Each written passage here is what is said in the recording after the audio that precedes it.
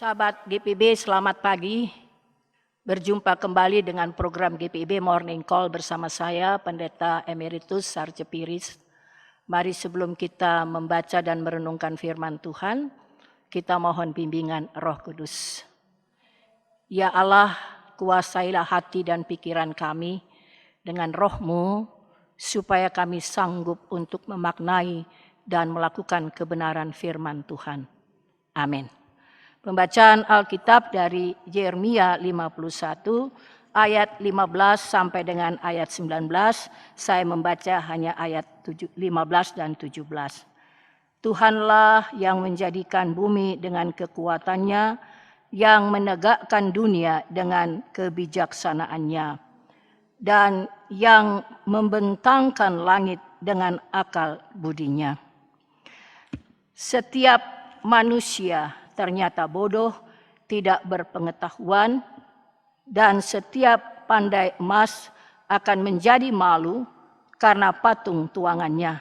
Sebab patung tuangannya itu adalah tipu, tidak ada nyawa di dalamnya. Bangsa Israel adalah umat pilihan Allah, karena Allah telah mengikat perjanjian dengan mereka. Namun sebagai umat Allah, mereka sering tidak setia kepada Allah. Mereka menyembah dewa-dewa bangsa-bangsa di sekitar mereka. Karena itu Tuhan menghukum mereka melalui peristiwa pembuangan. Ketika mereka berada di pembuangan, Nabi Yeremia menyampaikan firman Tuhan. Di sini Yeremia mempertentangkan tentang jati diri Allah yang disembah oleh umat Israel dan berhala-berhala buatan manusia. Allah adalah pencipta langit dan bumi serta segala isinya. Sebagaimana yang dikatakan di dalam ayat ke-15. Tuhanlah yang menjadikan bumi dengan kekuatannya, yang menegakkan dunia dengan kebijaksanaannya, dan yang membentangkan langit dengan akal budinya. Allah memiliki kuasa. Dia memiliki otoritas untuk menyatakan kehendaknya, rancangannya. Kehendak dan rancangan Tuhan adalah rancangan damai sejahtera, bukan kecelakaan. Karena itu pribadi Allah adalah kasih.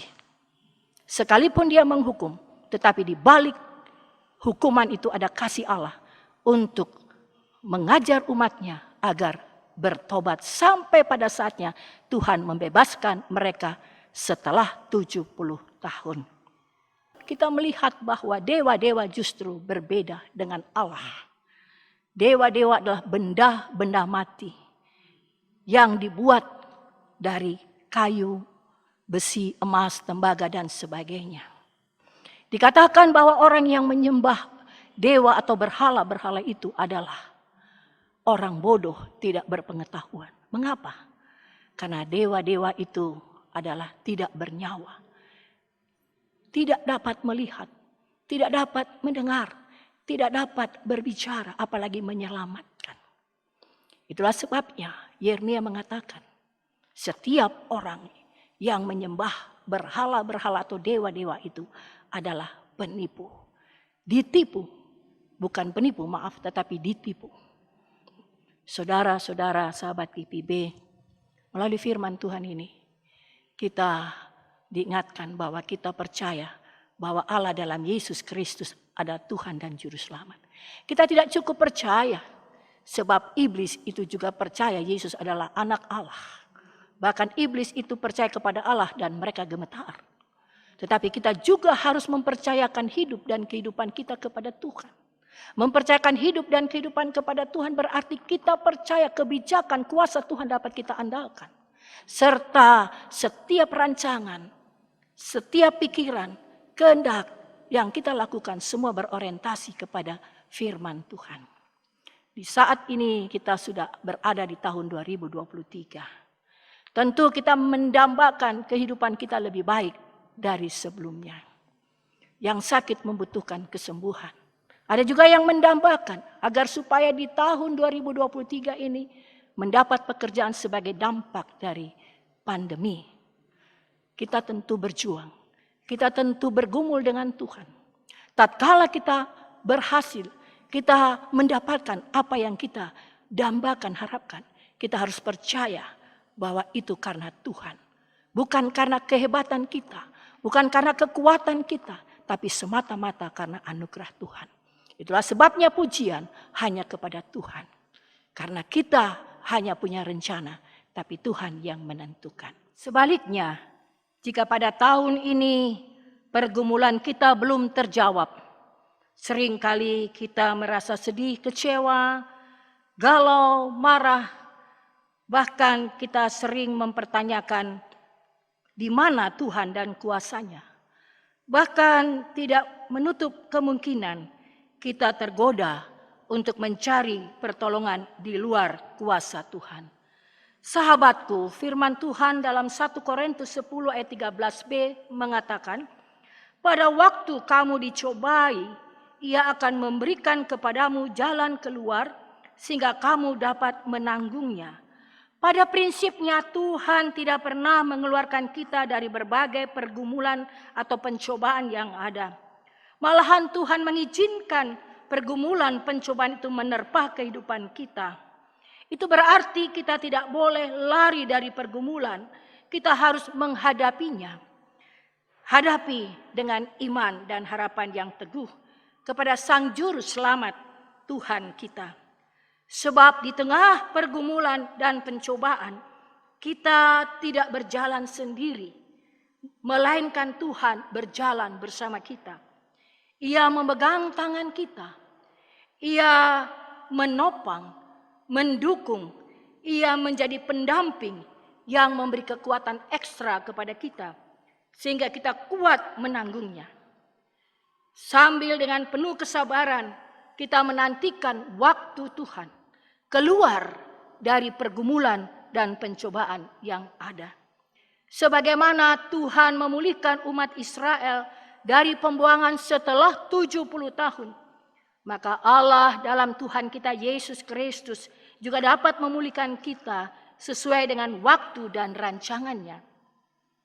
Waktu Tuhan tidak pernah cepat, juga tidak pernah lambat, melainkan tepat. Sebagaimana kata pengkhotbah, segala sesuatu indah pada waktunya. Sahabatku, dalam menjalani hidup di tahun 2023 ini, kita memang tidak tahu apa yang akan terjadi. Masih merupakan sebuah misteri. Namun, di dalam situasi apapun, kita tetap beriman dan berpengharapan yang teguh hanya pada Tuhan Yesus. Serta tetap setia, taat melakukan kehendaknya melalui kesaksian hidup yang baik, benar, jujur, serta menjadi berkat melalui keteladanan hidup kita bagi banyak orang. Sehingga orang lain mengakui siapa Tuhan yang kita imani. Tuhan memberkati. Amin. Mari kita berdoa. Ya Tuhan, terima kasih atas firman-Mu yang telah menuntun kami untuk tetap teguh beriman kepadamu di tengah-tengah kehidupan yang kami jalani tahun 2023. Supaya kami tidak goyah, kami tidak khawatir dan cemas, karena kami percaya Tuhan berjalan bersama kami. Terpujilah Engkau kekal selama-lamanya. Amin. Sahabat GPIW, selamat beraktivitas, jaga kesehatan, shalom, Tuhan memberkati.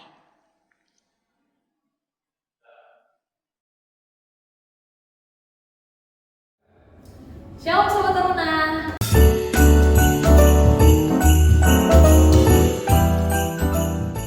Nah, sebentar lagi kita tahu kan, Pelkat Persekutuan Taruna GPIB akan memasuki usia yang ke-40 tahun. Nah, dalam rangka HUT Pelkat PT akan ada acara besar lingkup sinodal nih. Nah, disamimpingkan ada kakak Ketua Dewan Persekutuan Taruna GPIB, Kak Valentino Sopacua, atau biasa dipanggil Kak Tino. Halo Kak Tino. Halo Kak Pinka. Gimana kabarnya Kak? Luar biasa. Luar biasa. Nah, kan tahun depan nih, bulan Januari, Pelkat PT kita akan ulang tahun ke-40. Kira-kira akan ada acara apa nih Kak? Ada acara lingkup sinodal nih yang akan dilaksanakan. Betul Kak Pinkan, ya berhubung memang bertepatan dengan usia yang genap 40 tahun, maka dari itu PLKPT tahun ini mendapat keistimewaan untuk melaksanakan acara lingkup sinodal. Setelah sekian lama kita melaksanakan ibadah HUT ini secara daring, kali ini kesempatan kita juga untuk melaksanakan kegiatan HUT dan juga Bible Talk Pemerintah Nasional secara luring. Bisa diceritakan lebih lanjut nggak Kak? Ini Bible Talk ini temanya, terus nanti pelaksanaannya di mana, kapan Kak gitu? Baik, Bible Talk ini ya sesuai dengan namanya, tentunya akan ada kegiatan PA yang paling mendasar di sana. Ada beberapa sesi-sesi refleksi di hari-hari pertama dan kedua. Ada juga God Talent di situ, dan juga ada beberapa materi yang akan dibukakan oleh narabina di lingkup GPIB. Dilaksanakan di bulan Februari, tanggal 17 sampai 19. Kebetulan puji Tuhan Bupal Bali NTB bersedia untuk menjadi penyelenggara. Oleh karena itu Bible Talk ini akan diselenggarakan di Seminyak Bali, tepatnya di Puri Sharon. Sekali lagi dari tanggal 17 sampai 19 Februari. Begitu Pak Pinkan. Wah, menarik banget ya. Itu nggak sabar, dekat lagi ya Kak ya. Udah tinggal menjelang pelaksanaannya. Kira-kira apa sih yang menjadi tema inti pelaksanaan Bible Talk ini Kak? Ya, jadi tema inti sesuai dengan spirit beberapa program kita sebelumnya, yaitu You Are Not Alone.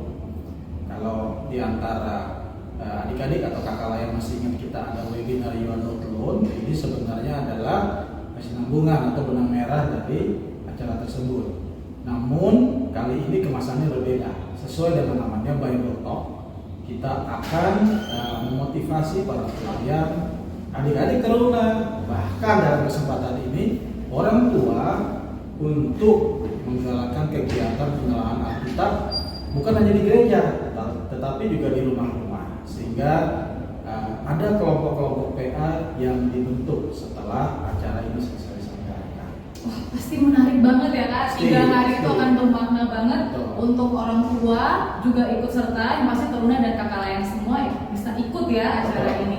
Oke Kak, mungkin menjelang HUT kita ada pesan-pesan Kak? Ini khususnya buat teruna dan kakak lain menjelang HUT ke-40 PLKPT. Ya, bagi adik-adik teruna dan pelayan teruna dimanapun berada, tetap semangat dalam pekerjaan Tuhan. Cintailah firman Tuhan, karena itu adalah bekal yang paling mendasar. Di tengah-tengah arus informasi yang tak terbendung ini, mari kita kembali ke Alkitab sebagai satu-satunya dasar atau satu-satunya referensi sumber kebenaran itu sendiri. Karena terlalu banyak referensi di luar sana, maka dari itu let's back to the Bible. Wah, udah jadi closing statement Kak Tino ya. Terima kasih banyak Kak Tino. Sama-sama Kak Pinkan. Ayo adik-adik teruna kakak lain bahkan juga orang tua di jemaat masing-masing, kita ikut partisipasi nih dalam kegiatan Bible Talk Intergenerasional di Bali bulan Februari 2023. Pendaftaran sudah dibuka, bisa daftar dari sekarang. Ditunggu ya. Semuanya tetap bersemangat tanpa ragu-ragu.